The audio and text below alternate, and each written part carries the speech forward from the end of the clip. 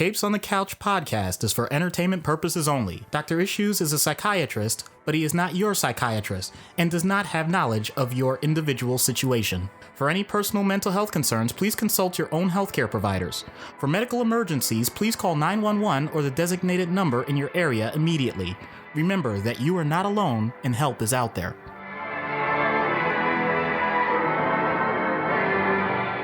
Hello and welcome to Capes on the Couch, where comics get counseling. I'm Anthony Sitko. I'm Dr. Issues. This is issue number 77, the topic of secret identities, as selected by our president-level patron, Matt. And for the very first time ever, we have a patron as a guest on the show. So welcome, Matt, for joining us. Thank you so much. Oh, thank you for inviting me. I'm very happy to be a part of this. Yeah, it's going to be a good, entertaining discussion. Matt and I go way back.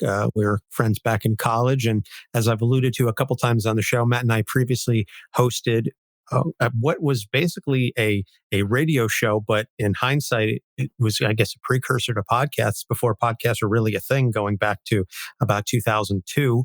TCNJ Talks. So that was a lot of fun. And Matt is definitely one of the most intellectual and erudite and well-spoken folks that I know, and it's an honor to have him as a patron. And I'm looking forward to some of the input that he's going to have on the show. So, from Winamp Live in your townhouse to here, it's quite an exciting time. Yeah, it's been a hell of a journey over these last almost 20 years at this point. Jesus Christ, 20 years. So, yeah, I know. I actually remember downloading those episodes whenever I would get home on the weekends from my dorm in college and really finding out what you guys thought about many different topics, a lot of them political, of course, but just the way you guys thought about things. I realized definitely that Anthony had the mind and the voice for radio, but the idea that somehow I got roped into this, Anthony, you're also very persuasive. Thank you. I will take that as a compliment, as I'm sure it was intended, and in no other fashion. Before we get started, I suppose, a couple of bit of housekeeping items. I want to give a shout out to our podcast plug of the week. This week is Nooks and Crannies. Maddie and Evan talk about the politics of everyday life and all the little things that go along with it. It is not safe for work audio, so just an advisement. But you can find them. Their website is nooksandcrannies.podbean.com, and you can find them on basically all major podcast catchers. And so they're good friends of ours, so I figure give them a shout out of the week. And we have mentioned a couple of times that we have a new t-shirt design coming, and that should be up in our TeePublic store. I don't know if it'll be up by the time this episode is aired, but certainly by the end of the month, we will have a new t-shirt logo design. So the very talented Emily, who is the daughter of Kate, the host of Ignorance Was Bliss, is a fantastic design artist, and she has done amazing work. And so Doc and I just have to finish approving the final proofs, and then that will be live for you to go and purchase. So we'll have links up to our TeePublic store. And once that goes up, I'm pretty sure there will be a sale on that design, if not a store-wide sale. And so you can check out all of our merch and buy stuff, not just with our logo on it, but our brand new design. And last, we are recording this on Easter. So happy Easter, belated Easter, and belated happy Passover to all who observe. But the following week, we are recording again with the Mental Health Avengers, and we are looking to get everybody back in time for this one. I know the last episode, The Age of Access, we were a little shorthanded, but we are looking to get the full cadre of cohorts up and running. So this will be Age of Access Part 2, where we discuss several solutions to the access to mental health care. So stay tuned for that. That episode will be coming in a couple of weeks. So that's the housekeeping. We got that out of the way. And now we are on to the topic of discussion, which is secret identities, as posed by Matt. And so I guess normally we go into the background on this, and so we will get into that in just a moment. But I guess, Matt, the first question I have then, since this is sort of brand new territory for all of us, is what inspired you to come up with this topic for an episode? Well, actually, it was a confluence of a couple of things.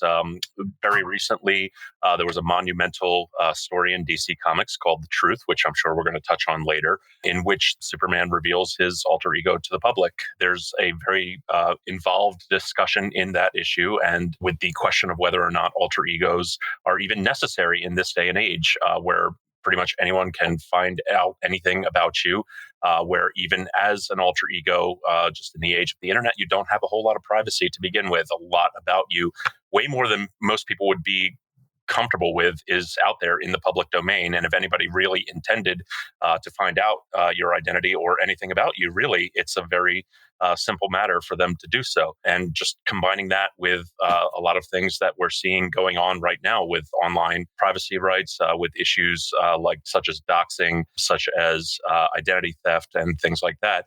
It draws an interesting corollary between the comic book world and the real world. And I think it's worth discussing whether just the need for anonymity, especially in this day and age, is a psychologically healthy thing. Really, really fascinating points, all of them. And I remember when you posed it to me, one of the things I did say in response to you was I was hoping that we could get you on the show. And it was just happened to be fortuitous that while Doc and I were in the recording channel getting set up, I saw, oh, Matt is on Discord. So let's invite him over and see if he can join us. So it was fortuitous, but from the moment this topic was proposed, I just immediately started thinking about all of the subtopics that we can really dive into with this. And so, to coin a phrase, my mind is a torrent rivulating with thoughts, or whatever it is that from Blazing Saddles. But there's a lot to work with here. This is an incredibly meaty topic, and I am definitely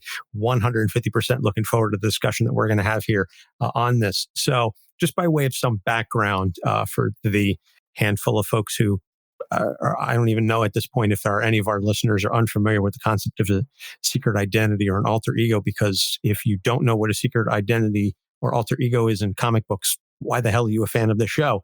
But secret identities in fiction have certainly existed long before comic books, or at the very least, they definitely predate them. Both the Scarlet Pimpernel and Zorro are very clear examples of characters who adapt an alter ego in order to fight crime or seek revenge or further their personal goals. So that idea is certainly nothing unfamiliar. And then the first comic book character that really has a secret identity at least that I've been able to dig up, was the Phantom, and he predates Superman by about a year.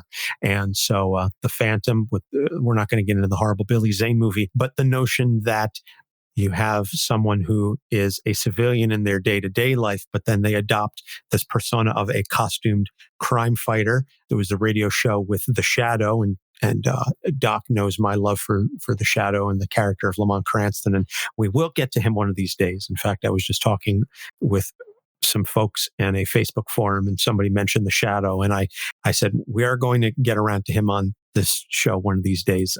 So I'm not sure where we'll fit him into the schedule, but Lamont Cranston and The Shadow is another example of a very early pulp type character who carries a persona, carries an alter ego with them in order to fight crime and to keep their personal life separate. And so what we end up seeing is Superman being, in many ways that it was and still is the precursor to a lot of things. The notion of a secret identity existed in comic books for decades. You had Alan Scott, the Green Lantern, Bruce Wayne and Batman, the Flash under his many personae.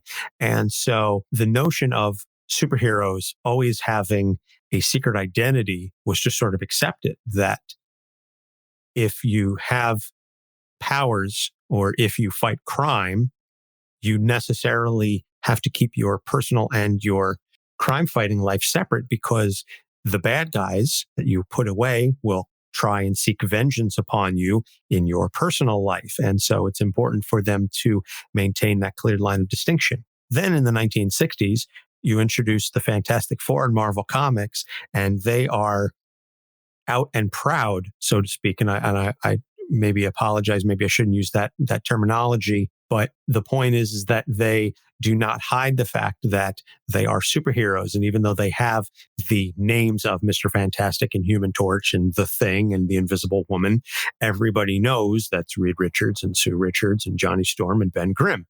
And so the idea of whether or not it is necessary or valid for superheroes to have a secret identity then gets called into question. I know prior to this, there were so many stories of Superman having to come up with all manner of trickery and disguises, etc., to prevent Lois Lane, the Snoopy reporter, from finding out who he was. And Jimmy Olsen, it's the same thing. And then the Fantastic Four come along and they go, yeah, we're superheroes and we're also real people. And here's our house. Here's the Baxter building. We live here. We operate out of here. We don't care. We are out as superheroes. And so that, I think, really triggered a big discussion as to whether or not that was necessary. And so since then, there have been a lot of interesting stories that have called that into question. I know, Matt, you mentioned The Truth with Superman. There was the very famous story in Civil War where Peter Parker unmasked himself, revealed himself as Spider-Man during a press conference, causing J. Jonah Jameson to basically pass out. And then that was later retconned so that everybody forgot that he was Spider-Man. Same thing with Daredevil. Matt Murdock was out and then enacted a whole big thing where all of a sudden then everybody forgot that Matt Murdock and Daredevil were one and the same. So what this ultimately comes down to is, on the one hand, secret identities are defended as a way to allow the public to have or as a way to allow the hero to have a private life, as well as protect their loved ones, because so often we see that famous trope, that story of the hero's girlfriend or the hero's sidekick, that the villain finds out who they are and then they go after the loved ones. So the secret identity is a way to protect them. But we've also seen the story time and time again where the hero has to go to such great lengths to hide their secret identity from the folks who only know them in their private life, that they don't know that they're really a superhero, and they have to go to outlandish extremes and often push people away. This creates issues in relationships, both personal and romantic. And so there's a host of problems associated with the very notion of a secret identity, and it's been mined for literally decades in comic books and in fiction in general. So Matt's primary question, the thing that I want to kick this discussion off with as we move into the issues, is, are alter egos, or as Matt said, anonymity in general, to bring it into the real world, is it psychologically healthy? And so I think before I fully kick the question over to Doc, Matt, is there anything else you want to add on to that question, or did I sum it up pretty straightforward? No, you summed it up pretty straightforward. And as I was saying while I was pitching this to you, I can see both sides of this argument.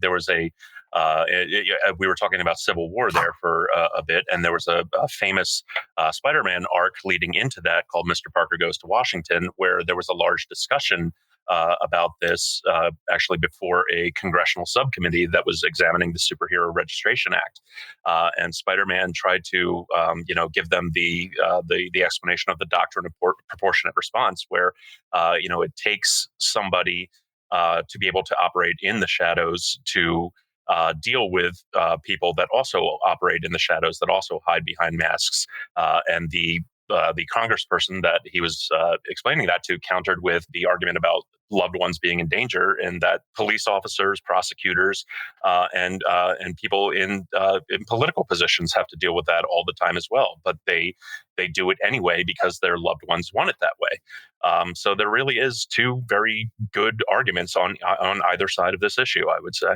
Very well stated. So, Doc, I'll let you, I guess, handle the psychological impact of that first. Sure. The first thing to say is that you have to have your main identity before you can have a secret identity. So most comics to this point usually use that format of whoever it is was a typical blank that led to such and such event happening, and therefore they now have to be alter ego X. So that format is tried and true. But that's not really different than anything that anyone else goes through in life. In other words, if you, as has already been pointed out, decided at some point that you were going to join the police academy and you were going to protect and serve those around you in society, then you knew that there were going to be certain things that were explained to you that were going to be increased risk for yourself. And in theory, if anyone else were around you, they'd be put at risk as well.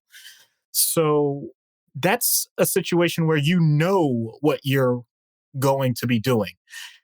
The part that becomes even more interesting for superheroes is often they don't know and they have to make a choice with what's been dealt unexpectedly. So when you're placed in those types of circumstances, I think a lot of people, if you, for example, were in the witness protection program, they do everything in their power to make sure that the people that are targeting you don't know who you are, where you are, who you know, what you usually do on a daily basis. They actually create identities for people in the worst case scenarios. So this isn't something that's totally new. Forget comics. The best example with Superman, aka Clark Kent, is that he can't be Superman all the time. If he had to just simply live that way, he would go insane. And I know we now have the whole, the truth story arc going on, but even before that, he always made it clear he didn't view himself completely as Superman. Meanwhile, someone like Batman is the complete opposite. He views himself as Batman and he has to put on the facade of Bruce Wayne because that's what everyone else around him expects, because if he's Batman, they'll drive them insane. So these are the type of social barriers that we like to create, not just because it quote unquote protects people, but it gives our brains an opportunity to do something different in different moments. So I'll use myself as an example. I'm a doctor. I don't like to think of myself as a doctor all the time. I like to think of myself as a husband, as a father, as a fun loving friend. But in theory, if I were just purely doctor issues, that means that every conversation I have to check and make sure that a person is not suicidal. I have to figure out what their potential psychosis is, what's the best medication, all while I'm just trying to ask my wife how her day is going. That doesn't sound like that would be healthy to me either. But I also don't go so far as to, no matter what, say, by the way, don't ever mention work to me if I'm at home, because I have to keep things absolutely separate. I have to protect confidentiality of people, which is important, but I don't have to create such a strong artificial barrier that can never be breached. So that's the part that superheroes and villains seem to exaggerate on. But I think we're always in a spectrum of doing this. There are going to be things that we don't want immediately put on the forefront. And there are always going to be things that we want to control before other people have a chance to react. So that's the piece that I think is healthy. If you can determine ahead of time what's going to be important to you and how you want to present it to others, it doesn't have to be picture perfect, but it at least means that you can put the type of effort and thought in that you get the best results. I think the problems come when people feel like they're thrown into a situation where they either have to create deception, where they have to feel like they're lying, or they just have to outright deny a part of themselves that they never they never thought people would ask about, or people would be interested in. The most classic thing, as you kind of hinted at with the Fantastic Four, although clearly this was never their intention, was the idea that, my lifestyle is a little different than other people's, but I can't just say it, uh, you know, and now even that's changing. So these are all the things that go into this discussion. Is it healthy? I think it's healthy to have shades of gray and have ability to discuss it with people and not have everyone know everything about you. I don't think it's healthy if you have to suppress a part of yourself that you think is important to your existence and anything outside of that is just going to be emotional chaos. So, as Matt already alluded to, I think you could spin it both ways. Well, he has some, I guess, real life corollaries that he can draw upon, and we're going to get into. But I do think that this is something, and you did allude to it briefly in your discussion, that we all, to some extent, understand what that's like because we all wear different hats, and each one of us, it plays a different role depending on our location, depending on, the time of day or time of year, whatever the case may be, that we all wear different hats and we all play different roles, and we don't always need to be one thing to all people at all times. And I think that's a very important point that is made and that you made during your discussion. And that's something that I certainly think that all of our listeners and everyone, literally everyone, can understand. It doesn't have to be a superhero thing. Just earlier today, my wife was saying that we were working in the den. Perfect example. We were working in the den and we were painting while our son was sleeping. And she said, "This is the first thing I've done in a while that doesn't make me feel like either a vet or a mother." She said, "I feel like I can just do something where I'm not locked into either, okay, I have to focus on being, a mother to our son, or I have to answer questions about sick or dying animals. Like I can just do this and put those thoughts out of my head." And it was very refreshing for her to have that opportunity because of everything going on with COVID-19 and so on and so forth. I think everybody's under a lot of stress right now, and we're all sort of, we're forced to wear multiple hats at the same time and be multiple things to multiple people simultaneously. And that is incredibly mentally taxing. So the opportunity to say, okay, here I'm going to do this, and then over here I'm going to worry about that, I think is freeing to some extent in a psychological sense, that it gives you that opportunity that you can put things away and you can take a break from certain roles, certain life choices or certain decisions that you would have to make and that you will have to come back to, but you don't have to think about them right now. Yeah, that's great. And I mean, that parallels a lot with the in-depth conversation that happened in The Truth, where when Superman was talking it over with the person that he was talking to, Adam Strange, Strange mused that Clark Kent and Superman may have just been two people who needed two different things from life originally, and then gradually that they just merged into a single identity. And I think there you have the possibility of those different hats kind of blending into each other and bleeding into each other in what wound up being a fairly healthy way. Yeah, exactly. And I do think that there is a long history. And again, we keep coming back to Clark Kent, Superman, because I think he is probably the ultimate example, and certainly the one that I think everybody is most familiar with. But it's the notion of also who is we know that Clark Kent is the public identity and then Superman is his secret identity, but who does he consider to be his real identity? And I think that there's a history of stories being mined from that where, and I think Doc alluded to it earlier, that deep down, he believes himself to be Clark Kent is who he is, and Superman is the facade. And you contrast that with Batman, where Batman is who he really is, and Bruce Wayne is the facade. And I think in some ways that's a facetious discussion, because I think that they're all real.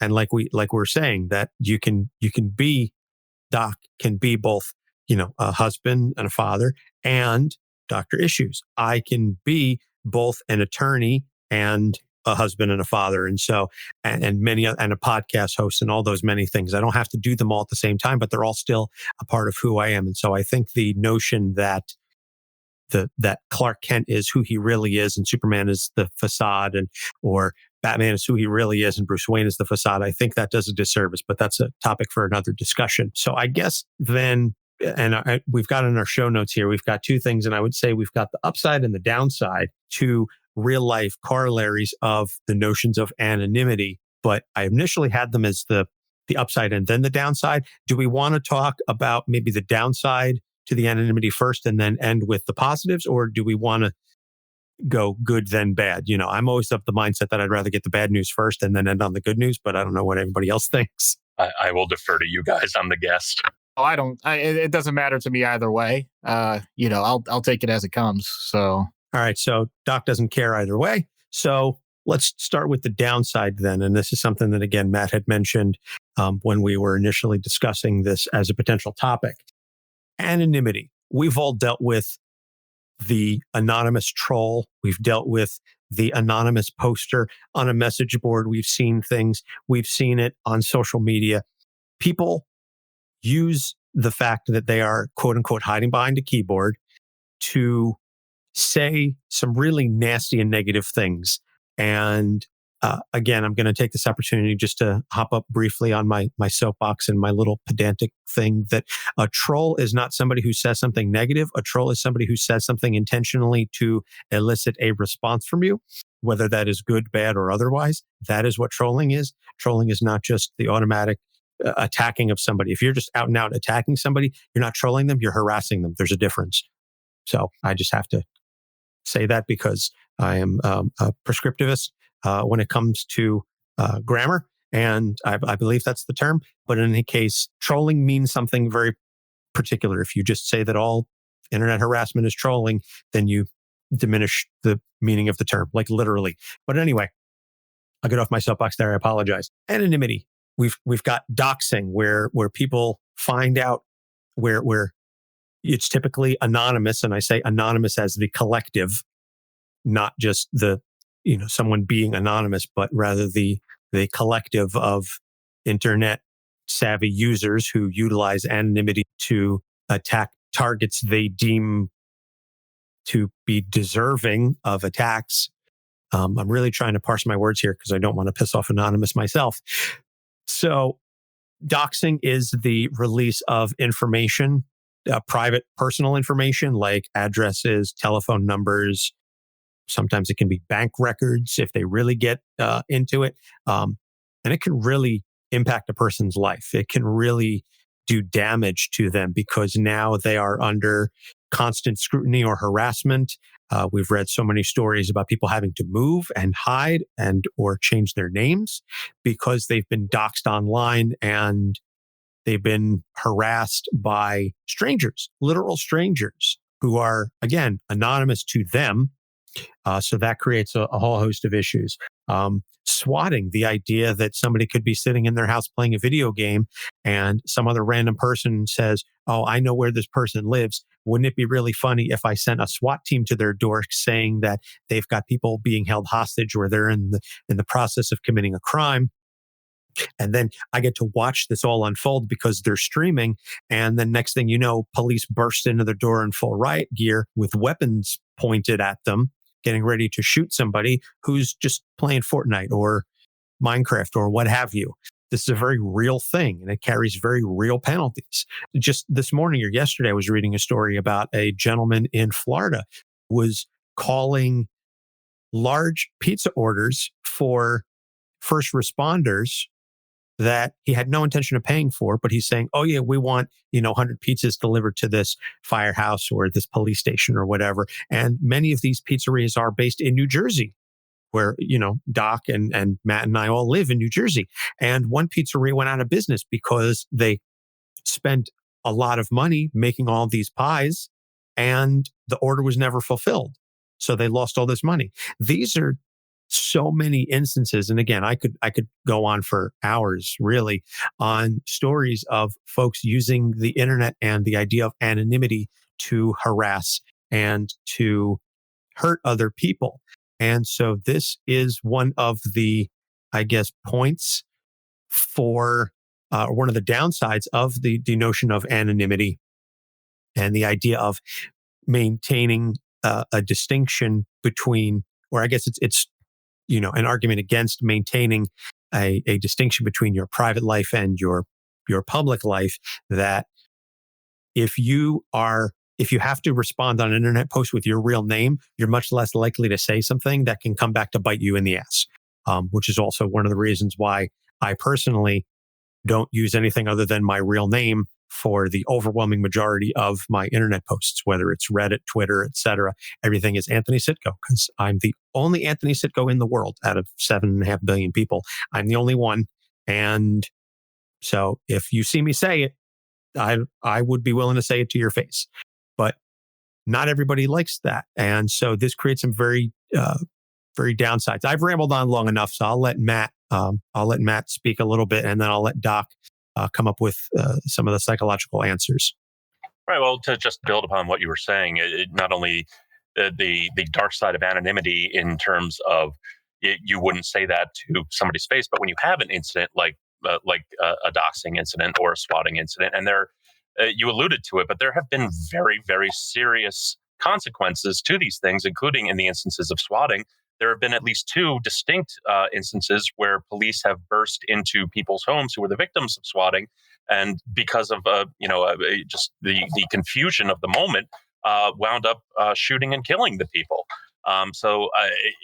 It's not only the matter of whether or not you would say something if you had to sign your real name to it, or take an action if you had to be public about it, that you wouldn't if you were anonymous. It can be very difficult to track down people who have committed what are actual crimes when they go beyond just posting something nasty on a message board.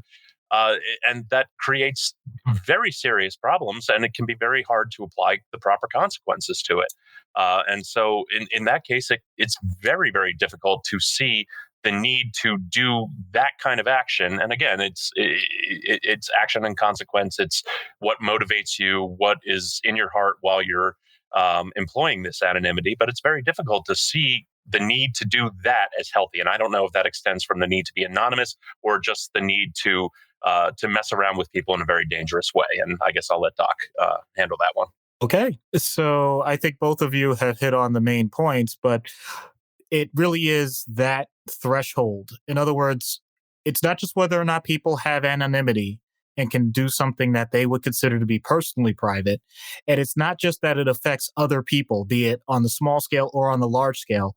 It is that you have, and I'm going to use the original internet term for it. Anthony knows this from previous episodes, the forum. I'm not stupid enough to say something that would get the Secret Service at my door and saying something about the president, because even though I have free speech, making direct threats is something that gets the attention of everyone involved. But if I had the assurance or the likelihood that there is more a chance than not that I'm going to be able to say something and nobody can retaliate quickly, then I do get a certain level of courage. I do get a certain level of bravado. I mean, it's something that most people can't get in other parts of their lives. And so it creates this fantasy. Ironically, the whole point of it is creating a fantasy that you're untouchable. You know that you actually do develop this temporary superpower, that you have this control over what happens to other people and they can't do anything back to you. I mean, that's the perception. Is it true? If you work hard enough, a person can do something back online, yes, but most people don't want to take that effort. So it creates an imbalance, and people take advantage of that imbalance.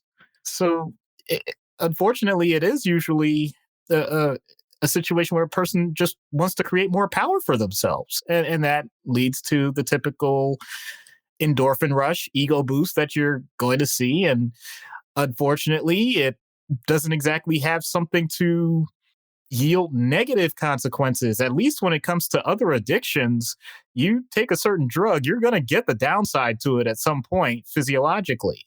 If you do something that's a crime that people witness, then you know you're running the risk of getting in trouble for it. So you either do the crime less, in theory, or well, these are the risks I'm taking, so I probably need to be even more careful.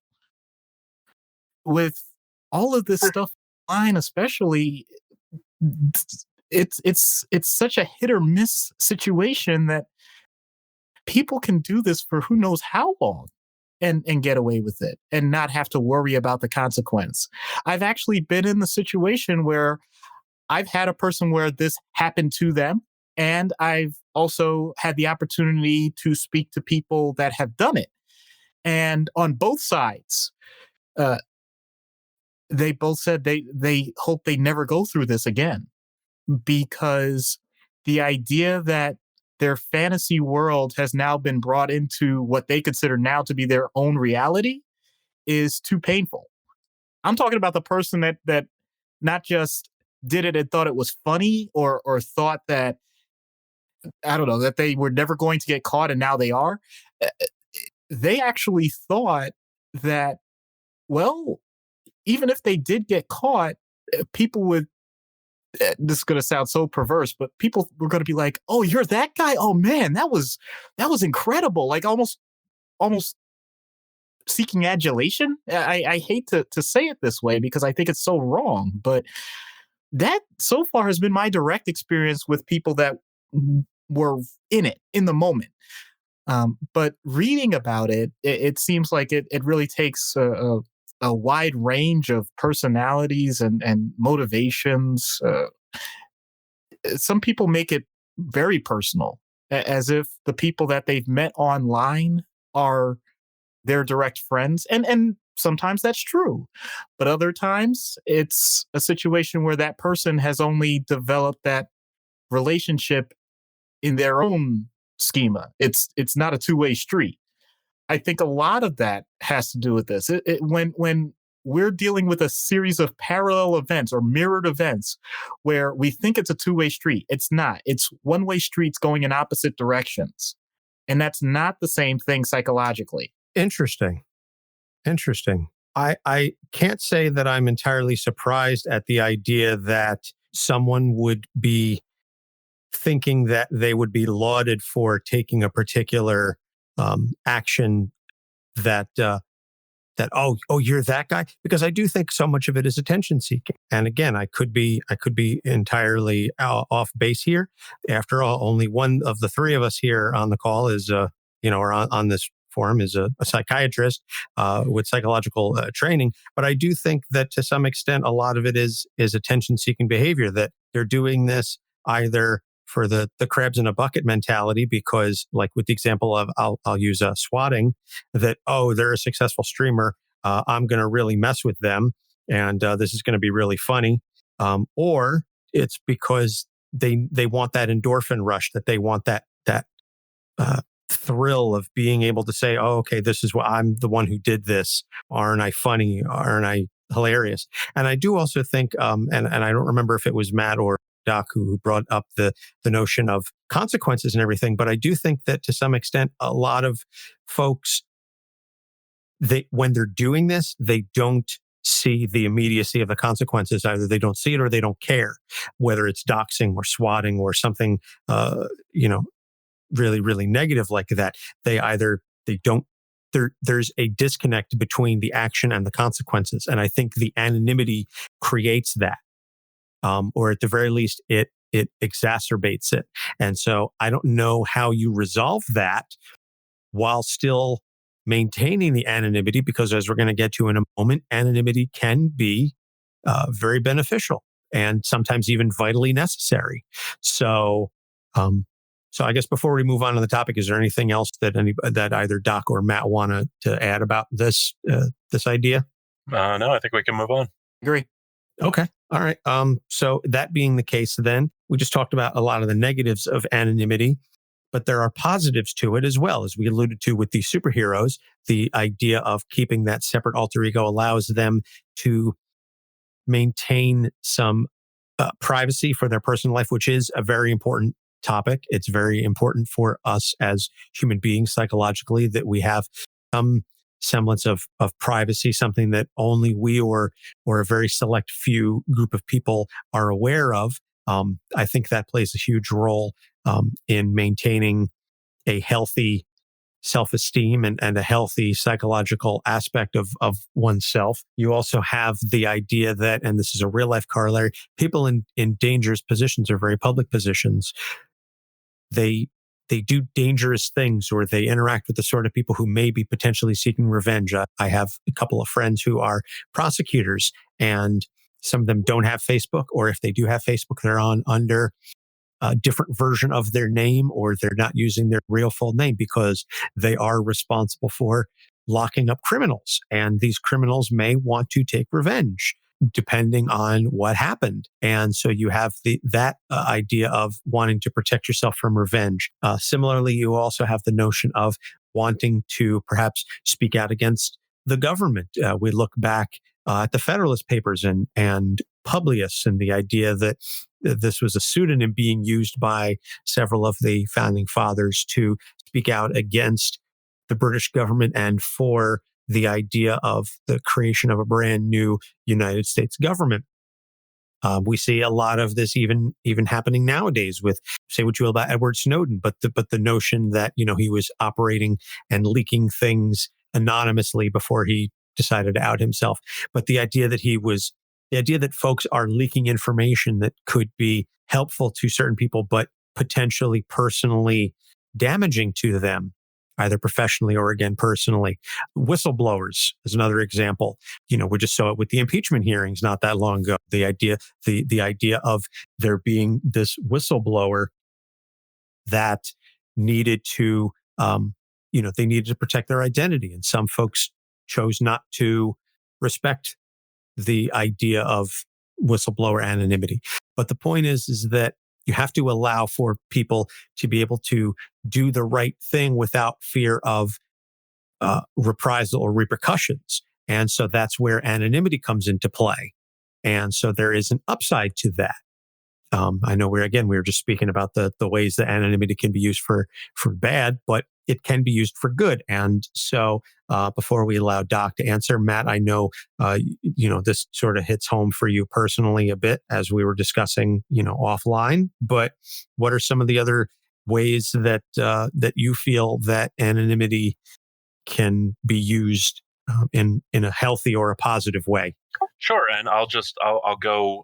You touched on many of the examples in which it's good to do it for reasons of needing to protect yourself from persecution politically or lawfully. But there have also been instances such as Alice Sheldon and Marianne Evans and many other historical female authors who could not get published regardless of talent because of their sex. And so they published under nom de plumes, which were men. There are many instances of needing to do it because of societal standards that may be outmoded or may just not afford a person a chance to exercise their utility under their own name. So I will turn it over there. All right. Anonymity is the ultimate pivot point when it comes to power in society. It has the potential for that. And so I'm going to go ahead and use the medical realm, the psychological realm as an example. There are many things that are highly stigmatized in society. It doesn't have to be just mental health, which we already know has a huge stigma to it. But let's consider things like sexually transmitted infections or erectile dysfunction for men, or an unfortunate diagnosis of a type of cancer that may or may not be terminal. The types of things that are going to greatly impact a lot of people in terms of family, in terms of work, in terms of just overall day-to-day living. So we know as doctors, we have to keep that information as confidential as possible so that the person has the opportunity when they think it's appropriate to let people know. At the same time, we also have to make sure the people around us are safe as a society. So things like someone having HIV or syphilis are actually reported to the state. So we're always walking this line of making sure that people have a certain level of agency in what information they say and don't say, but also making sure that the people around us have things that are important to know about individuals. So how do you balance that? The way I like to look at it is, what does the greatest amount of benefit and what does the least amount of harm? So the real simple things are things that are quote unquote embarrassing. In other words, even if I personally don't have an issue with saying that I have a significant anxiety disorder, that doesn't mean that another person isn't going to feel differently about it. So it's not my choice to say, "Oh yeah, I'll tell everybody about that." Of course not. But you guys were mentioning people being put in harm's way. I mean, I'm a person that's been assaulted in the emergency room, and it was purely because I was a doctor. So I know what that's like. But at the same time, I realized that had nothing to do with my name. It had everything to do with my position, with my title. So whether or not someone had more personal information about me, it may have made it a worse attack if they tried to do it again and they knew where I lived. But that I realize is information anybody can get online anyway. So I don't want to sound like I'm a hypocrite with all of this. I use the term doc issues not because I'm trying to protect my family from some horrible, unspeakable cruelty. I use it because I personally just don't like attention. So I can see where this can be abused, but at the same time, I think it's allowed me to have the types of discussions that won't bring my employer under more scrutiny. Because if I have to speak for other people instead of just speaking for myself, it could create the situation where there's so much bureaucracy and so many other factors that the message gets muddied. So I never want that to happen. I want people to know that what I'm saying is really what I'm thinking. And you can rest assured that that's what's happening with this podcast. That doesn't mean that anything I'm saying when I'm in my work environment is not the same doctor issues. It's just that I know that I'm also representing a lot more people than just what my name is. So the anonymity is a huge boon because it means that I know people want a different perspective of the same person. And I can't recreate that any other way. This was something that I really struggled with when we started this podcast. My personal anonymity is not to protect myself from some massive event or anything of the sort. It's just simply, I wanted to make sure that the voice that you hear is purely doc issues. And I'm not speaking for my employer as a whole, because that level of bureaucracy can really change the message. And that's not my intention. Having said that, when I'm speaking as the other person, quote unquote, it's not a secret identity. It's not a fake identity. It's simply acknowledging that there are many other considerations I have to make when I'm in that role. And so it doesn't change my goal. My goal remains positive. I still want to help as many people as I can when it comes to mental health.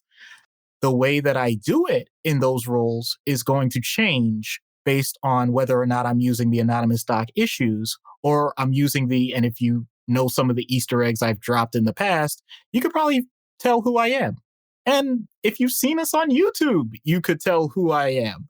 So it's not a matter of all of this superhero stuff. It's purely to make sure that things don't get muddied. That's the best way I can put it. So when people are in high positions of power or doing secret missions in the military or anything like that, I don't hesitate about it. And believe it or not, I think comics do give good examples, whether they meant to or not. And I'll go back to our Superman conversation. For years, especially not just in the comics, but in any other iteration, what's the main difference between Clark Kent and Superman? It's the glasses. No one in their right mind thinks that that actually makes the disguise. It's the cadence in how they both talk, how they carry themselves, all of it. But more importantly, how far do people really go?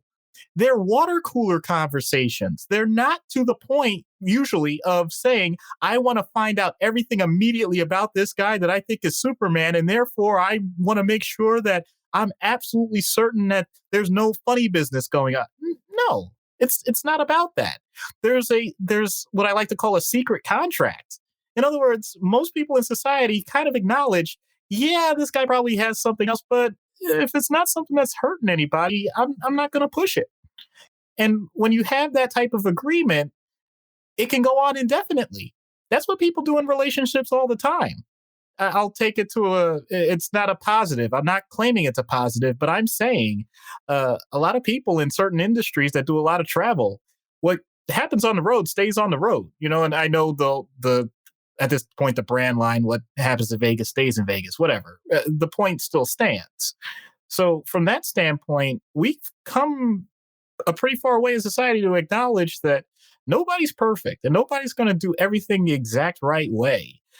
And if people are doing things in one capacity and it doesn't exactly translate into another capacity, we're very forgiving.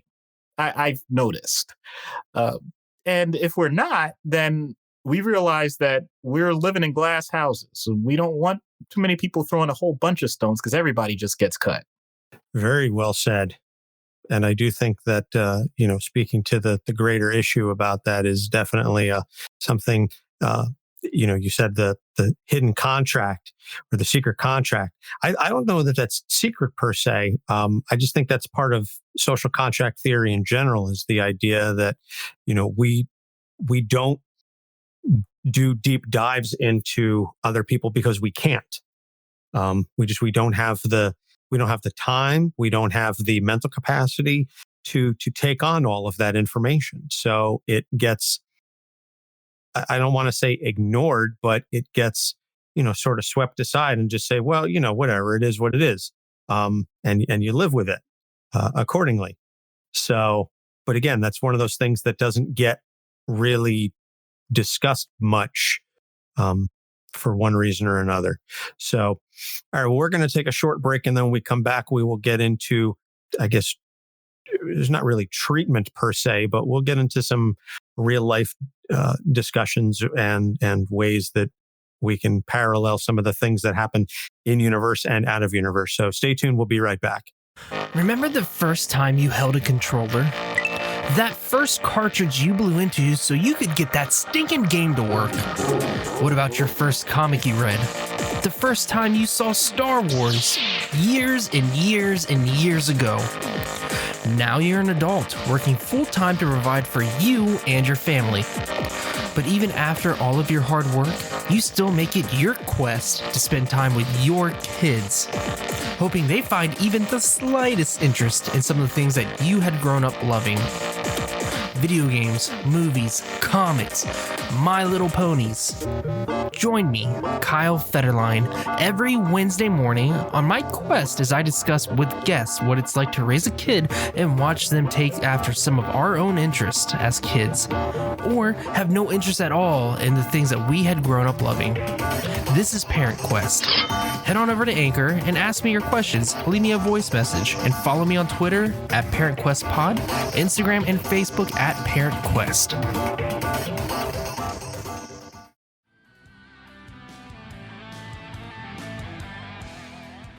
Hi, this is Chris.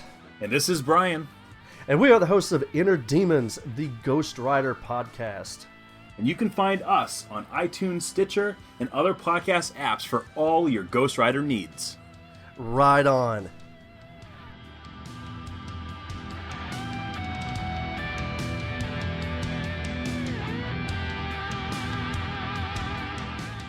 Hello, I'm Chris Claremont. You're listening to Capes on the Couch.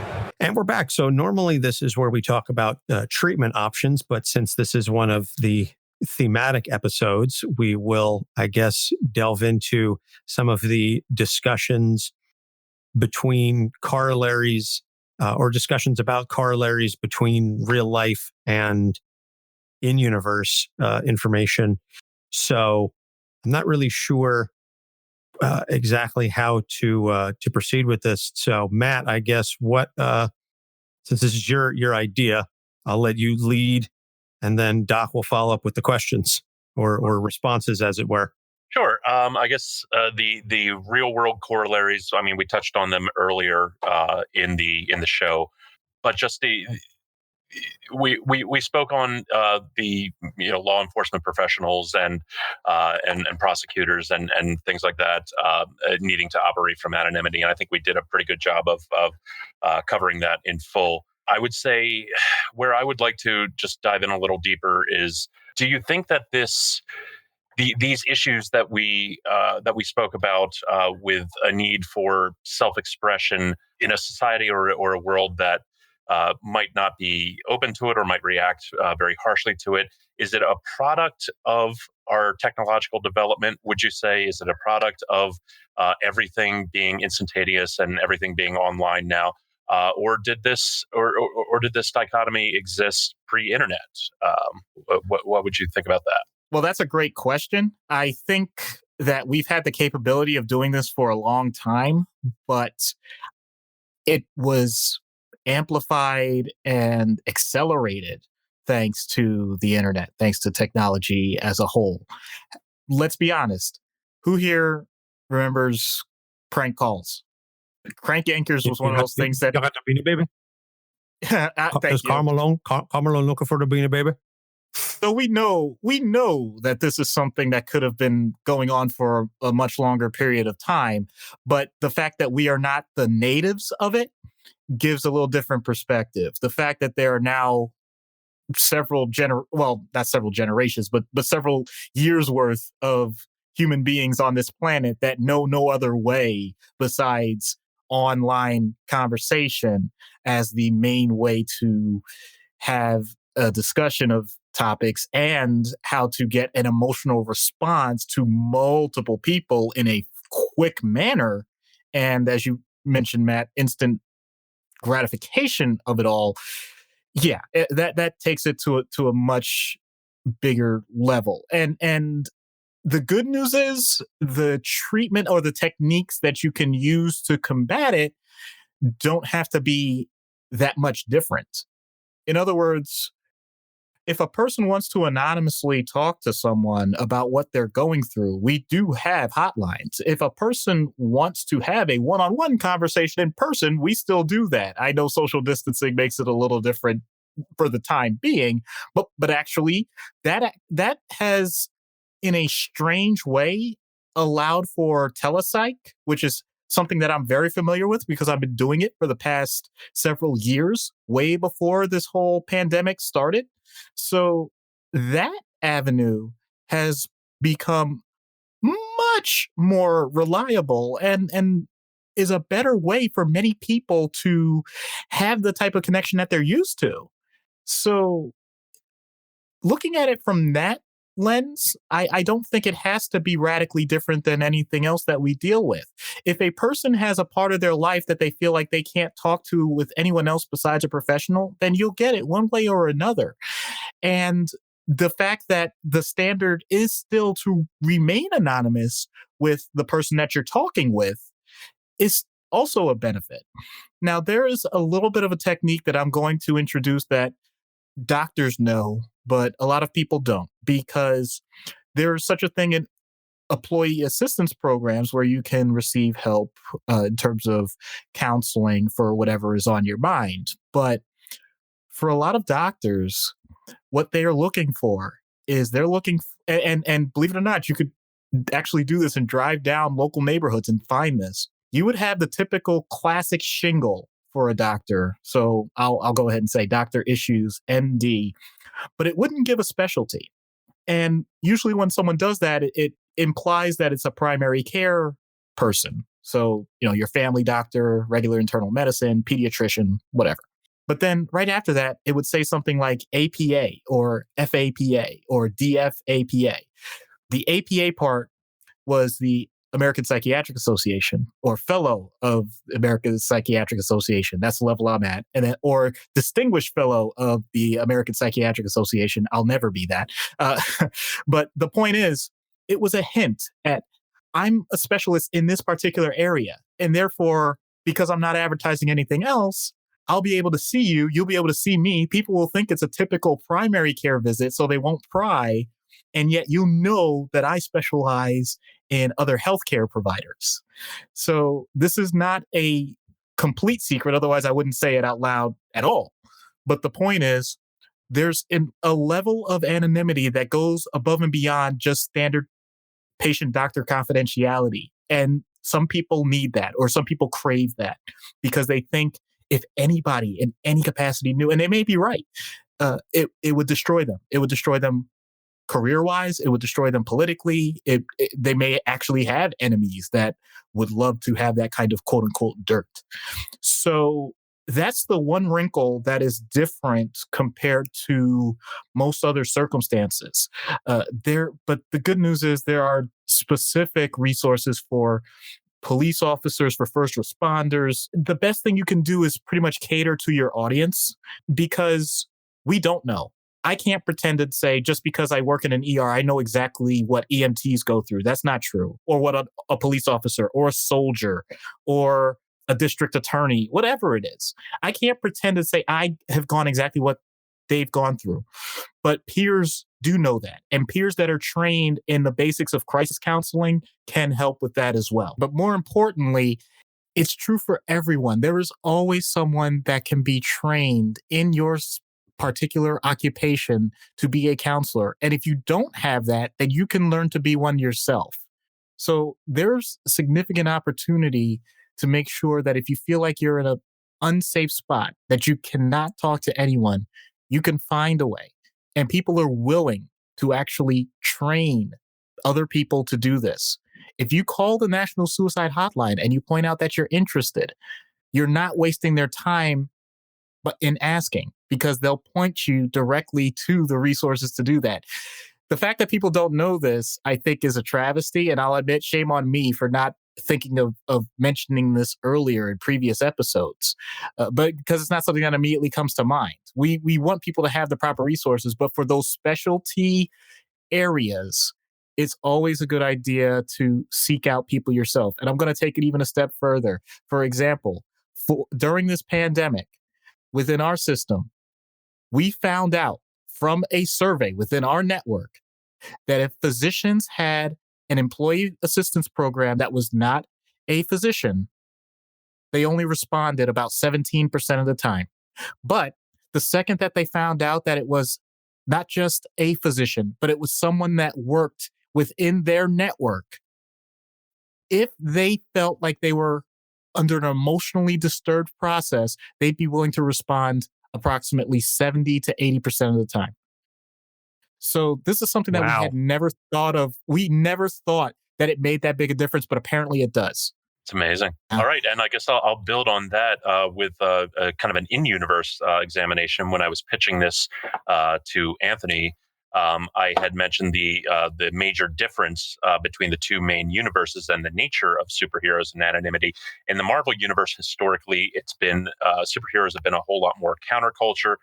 They're largely recognized as vigilantes, as operating outside of the law. Many superheroes, such as Spider-Man and Daredevil and Luke Cage, and the heroes who work closer to the streets, so to speak, have had a lot more reason to try to hide their identities, because not only are there enemies after them, but a lot of the people in law enforcement might be after them as well. The DC universe historically has been a whole lot more idealistic in nature. The superheroes there, Justice League in particular, works side by side with the United Nations Charter. Individual superheroes work side by side with the police officers and prosecutors and the first responders in the particular cities in which they call home. I guess structurally, societally, is it easier, and is it healthier, and would it have more of an effect for people if there were more official societal and cultural support for the type of work that people do that normally they feel would need to be anonymous? And then I guess to bring that to the real world, if we were less extreme punishing of people who express views that might not be considered popular, considered, I guess, socially acceptable in the current time and place and the snapshot in time, would there be less of a need for anonymity in the way that people engage in self-expression, which is an obvious, healthy activity to partake in life? I think you're preaching to the choir with that one. That sounds like a discussion that Anthony and I have on a regular basis in terms of. It's amazing how typecast we've made things where. I think, as Anthony says it, the idea of the other. In other words, if you're not part of the solution, you're part of the problem. And if you can't see another point of view, then clearly you deserve to be ostracized. You deserve to be ridiculed. At this point, I don't even think it has anything to do with anonymity. I think it's gotten to the point where it's almost celebrated to treat people that way at times. Thankfully, I don't think it's overwhelming, but I could, in my own dystopian head, I could see that going that route. But I do appreciate that. From what I've seen so far, I think the world with this pandemic, in many ways, is responding in a way that's similar to the DC universe. The idea that I'll just go ahead and say it. I'm getting phone calls randomly of from people I know, but just saying, "Hey, how are you doing?" And I'm like, "I'm okay." And they're like, "No. How are you doing? In other words, how are you doing with all of this as a physician? How are you handling this? Are you okay? Thank you for what you do." And so on that level, I think the DC model is something that we're starting to see. And I think this can be a great opportunity. Having said that, I definitely have seen many times where it's been the complete opposite, where if you voice any concerns or things that you don't think are going well, then you basically get dismissed. You get shot down. I'm not saying fired, but there are certain things that you're not supposed to say. But you have to know the right people to talk to about those concerns, be it on the job or any other circumstance. So I'm not so sure that we'll ever get to the point that everyone can feel so open that we don't have to worry about quote unquote keeping secrets. But I think we have an angle now that the world had never seen, where we realize just how important it is to stay in touch with one another in a way that we never have before, because we've never been in a situation where we had this type of technology where we could maintain that contact, but still physically not have to be in front of each other.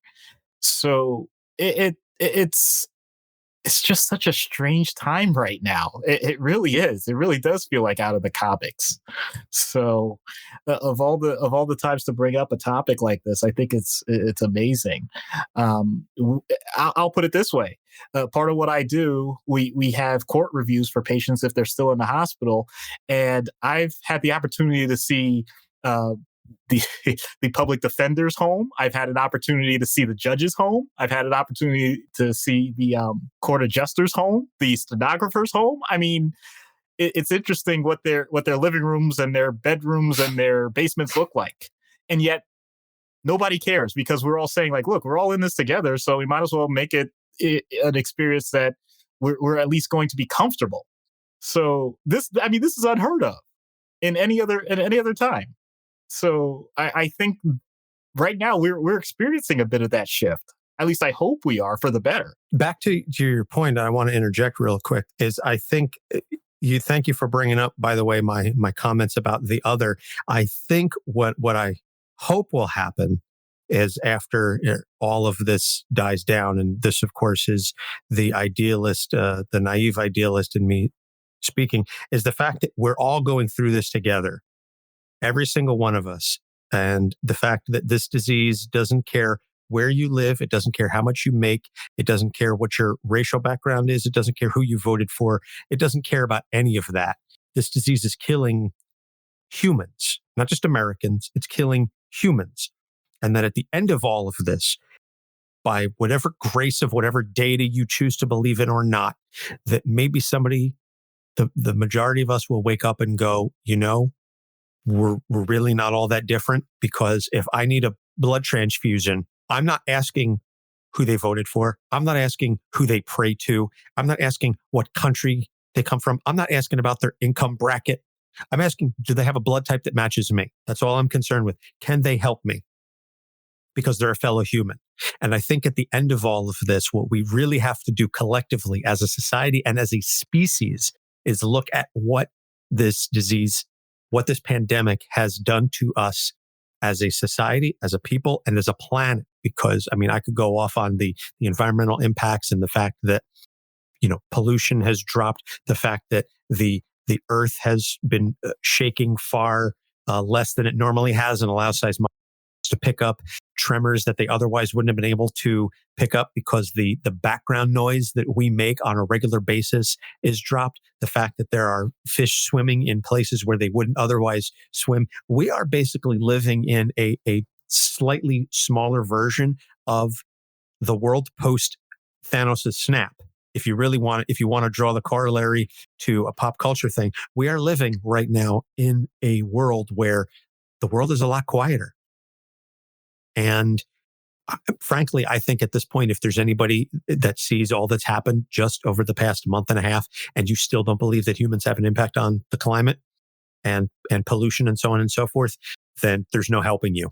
But getting back to the point is, I think what we need to do is collectively realize that we are all on this planet together, and that maybe, just maybe, and again, I realize I'm being a naive idealist, but if we stop demonizing the other, then we can still utilize the anonymity. But I think the negative repercussions of that and some of the downsides that we talked about, they're never going to go away. I'm not so blind as to think that will ever happen, but we can start realizing, hey, if I'm attacking someone on the other end of this computer forum exchange, that's another person. That is another human being. That is a fellow human being. And they are worthy of at least some base level of respect and understanding. And again, it's pie in the sky thinking. And I know Matt is certainly not an idealist. I know that from many years of discussing things with him. And he's probably sitting there shaking his head going, yeah, and pigs will fly. But I think maybe this is the sort of thing that can spur that kind of discussion, because this is global and this is far reaching beyond anything that we could possibly have expected or anticipated. And this is the sort of event where you start to see a global shift. And I'm hoping that we see a global shift, and maybe that will have an underlying impact on some of the things that we use anonymity for, and potentially have an impact on the ways in which we use anonymity. And just in general, the way in which we speak to each other, which includes anonymity. Oh, you just mentioned the idealism, and I know I've said this before. I do not recall if I've said it on the podcast itself, but it's something I believe, because I'll admit I'm a cynic. But what does that mean? Scratch a cynic and you'll realize that they're a wounded idealist. So I don't mind wearing. You have said that on the show, and you've said it, to me personally on many occasions. So. Yeah. The only reason I say it that way is I don't mind having the scars when I've been burned by my idealism, and it's a lesson learned. But that doesn't mean that the idealism went away. It just had to remain a little secret for a little while. Well said. So as we're wrapping up, Matt, you got anything else you want to add? I think we can go home on that. So Matt, normally when we have guests on, typically they're creators or they're other fellow mental health professionals, et cetera. We give them an opportunity. Is there anything you want to plug? This your shot to speak to fellow fans or promote anything that you care to? I unfortunately have nothing going on right now. I am a parent of two small toddlers, and that tends to consume pretty much all of my time. So thank you for the opportunity, and just thank you guys both for having me on this show. This was a lot of fun. Definitely took me back to the old days, Anthony. Anytime. Glad I can help you revisit some of that nostalgia. So this being the end, we're going to wrap up. So coming up the next couple of weeks, we'll be back to more regular type episodes. So we've got The Shredder as requested by Brian. We've got Dick Grayson as requested by Ariel, because it's a member of the Bat family. So naturally Ariel will request it. And Laura Kinney, aka X23, as requested by Ruby. And somewhere after Shredder, definitely, but I'm not sure exactly where it's going to slot in, we will have another Mental Health Avengers episode. This will be Age of Access Part 2. We are recording it next week. We'll have to then confer with the other Avengers and find out when we're going to drop it. But that will be coming up at some point, like I said, after Shredder, maybe directly after Shredder or at the very least after Dick Grayson. But so that is the lineup coming up for the next couple of weeks. So as always, you can find us on the various socials at Capes on the Couch. We are available wherever podcasts can be found. Our email address is capesonthecouch@gmail.com. We have a Patreon, patreon.com/capesonthecouch, where you can subscribe and get some additional excellent content like Matt has been getting low these many months. And we have our TeePublic store, as we alluded at the top of the show. We've got a new design coming out shortly. So if you go to teepublic.com and you search for Capes on the Couch, you'll find our store. And hopefully by the end of the month of April, we will have a new design on. So you can slap that on mugs or t-shirts or hoodies or what have you. And if you listen to us on a platform that allows you to rate, like, and review, please do so. Especially Podchaser or Apple Podcasts or Stitcher. And if you send us an email at capesonthecouch@gmail.com with a screen cap of your review and your address, we will send you a sticker as a way of saying thank you. So that's going to about do it. Matt, again, thank you so much for taking the time to speak with us. Fantastic episode. And I can't wait to find out what you've got in store for us next. And as always, I'm sure it's going to be a thrilling and very interesting deep dive into a theme, because I love your theme episodes. Yorick Brown was fun, but the theme episodes, they give us a little bit of a break from the norm, so we definitely appreciate them. And again, thanks for taking the time out on an evening to speak with us. Yeah, thank you guys. Doc, anything you got to say before we leave? I had something that may have been one of the most profound statements in mankind's history, but it is now redacted. Interesting. Well, for Matt and Doc Issues, I'm Anthony Sitko. Thank you so much for listening. We'll see you next week. Capes on the Couch podcast is for entertainment purposes only. Dr. Issues is a psychiatrist, but he is not your psychiatrist and does not have knowledge of your individual situation. For any personal mental health concerns, please consult your own healthcare providers. For medical emergencies, please call 911 or the designated number in your area immediately. Remember that you are not alone and help is out there.